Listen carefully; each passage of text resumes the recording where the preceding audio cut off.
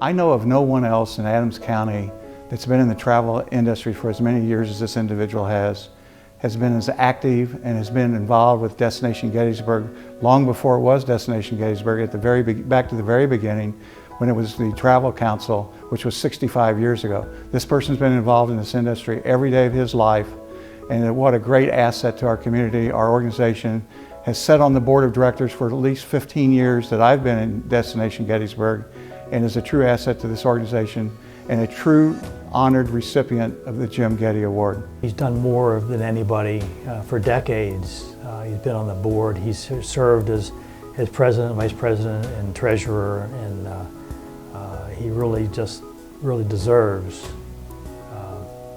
this honor.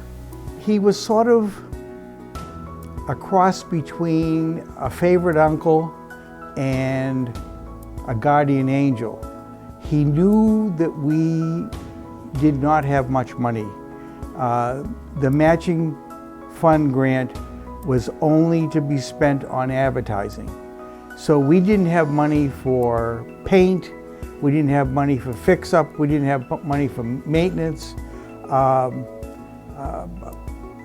You know, if it snowed, I had to shovel.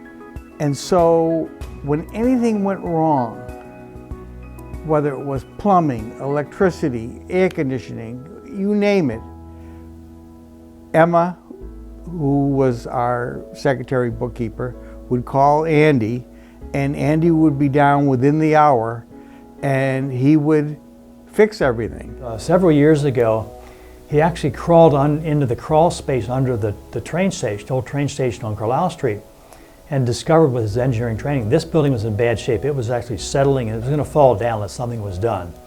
And we sounded the alarm, got Terry Punt, who was our representative at the time, to get the state to provide some funding to get the ownership of the building taken care of. And it got restored and saved, one of the most historic buildings in Gettysburg. And he's never gotten an ounce of credit for this. No one's ever said anything about this. And I don't think it bothers him because he's not the type of person that was important. He wanted to get the job done, and it was done, and he just moved on. I have been involved in tourism most of my life, I guess all my life. My parents were in the business to start with, and they were ready to retire. My brother and I, we were close, and we had just, you might say, gotten out of the service, and the war was over. And they said, well, now it's up to you to run the place. So we ran it.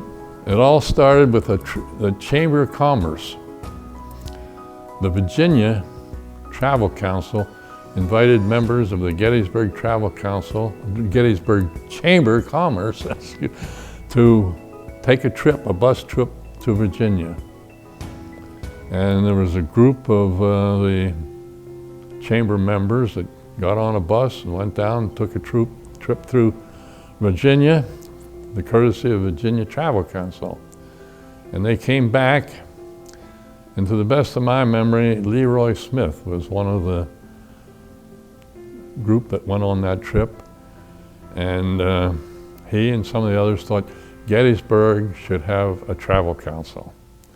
It's been a big business since the Civil War, but it has constantly grown. He's physically and mentally maybe 70-ish, but we kind of know that he's like mid-90s. So he's been blessed.